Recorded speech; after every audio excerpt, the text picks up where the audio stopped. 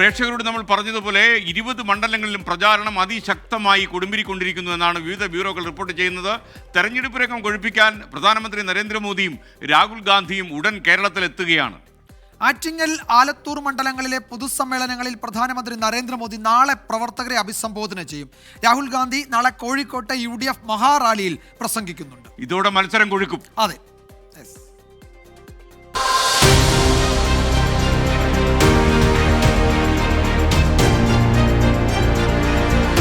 Keralam polling ബൂത്തിലെത്താൻ 12 ദിനം മാത്രം ബാക്കി നിൽക്കെ പ്രചാരണം ടോപ്പ് ഗിയറിലാക്കുകയാണ് മുന്നണികൾ. ആരോപണങ്ങൾ, പ്രത്യാരോപണങ്ങൾ, വിവാദങ്ങൾ, മാറി മാറി വരുന്ന രാഷ്ട്രീയ വിഷയങ്ങൾ.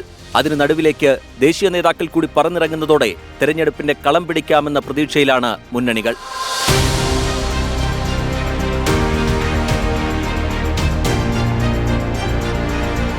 പ്രധാനമന്ത്രി നരേന്ദ്രമോദിയും കോൺഗ്രസ് നേതാവ് രാഹുൽ ഗാന്ധിയും നാളെ വിവിധ മണ്ഡലങ്ങളിലെ പരിപാടികളിൽ പങ്കെടുക്കും.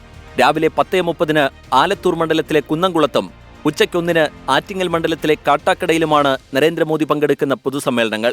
സമീപ മണ്ഡലങ്ങളിലെ NDA സ്ഥാനാർത്ഥികളും വേദിയിലുണ്ടാകും. പ്രധാനമന്ത്രിയുടെ വരവിനോടനുബന്ധിച്ച് കാട്ടാക്കടയിലും കുന്നംകുളത്തും വൻ സുരക്ഷാ സംവിധാനം വിന്യസിച്ചു കഴിഞ്ഞു. തെരഞ്ഞെടുപ്പ് പ്രഖ്യാപിച്ചതിനു ശേഷം 2ാം തവണയാണ് നരേന്ദ്രമോദി കേരളത്തിലെത്തുന്നത്.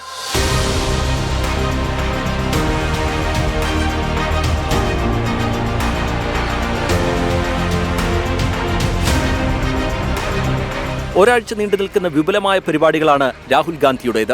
നാളെ വൈകിട്ട് കോഴിക്കോട്ടെ UDF മഹാറാലിയിൽ രാഹുൽ പങ്കെടുക്കും. മലബാർ മേഖലയിലെ UDF സ്ഥാനാർത്ഥികൾ വേദിയിലുണ്ടാകും. നാളെയും മറ്റന്നാളും സ്വന്തം മണ്ഡലമായ വയനാട്ടിൽ വിവിധ പരിപാടികളിൽ പങ്കെടുക്കും. 18 കണ്ണൂർ, പാലക്കാട്, കോട്ടയം ലോക്സഭാ മണ്ഡലങ്ങളിലെ പൊതുസമ്മേളനങ്ങളിൽ പ്രസംഗിക്കും. 22 തൃശൂർ, തിരുവനന്തപുരം, ആലപ്പുഴ എന്നിവിടങ്ങളിലെ റാലികളിലും രാഹുൽ പങ്കെടുക്കും. സീതാറാം യെച്ചൂരി, പ്രകാശ് കാരാട്ട്, ആജാദ് തുടങ്ങിയ ഇടത് നേതാക്കളും കേരളത്തിലെത്തും. കേരളത്തിൽ പരസ്യപ്രചാരണം അവസാനിക്കാൻ കഷ്ടിച്ച 10 നാൾ മാത്രമാണ് ബാക്കി. ഈ ദിവസങ്ങളിൽ ദേശീയ നേതാക്കളുടെ കുത്തൊഴുക്കു തന്നെ കേരളത്തിലേക്കുണ്ടാവും. പ്രചാരണത്തിൽ ഒരു പടി മുന്നിലെത്താൻ സകല അടവുകളും പയറ്റുകയാണ് മുന്നണികൾ. തിരുവനന്തപുരം കാട്ടാക്കടയിൽ നാളെ പ്രധാനമന്ത്രി സംസാരിക്കുന്ന വേദിക്കരികിൽ നിന്നും സിറിലിനൊപ്പം അലക്സ്, റാം മുഹമ്മദ്, 24. വിജയകുമാർ, നമുക്ക് നീട്ടി വിളിച്ചാലോ? മാന്യമഹാജനങ്ങളെ,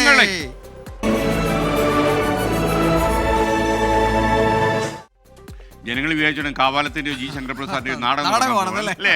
നാടകമല്ല, ഇത് ജീവിതമാണ്, തെരഞ്ഞെടുപ്പ് പോരാട്ടമാണ്.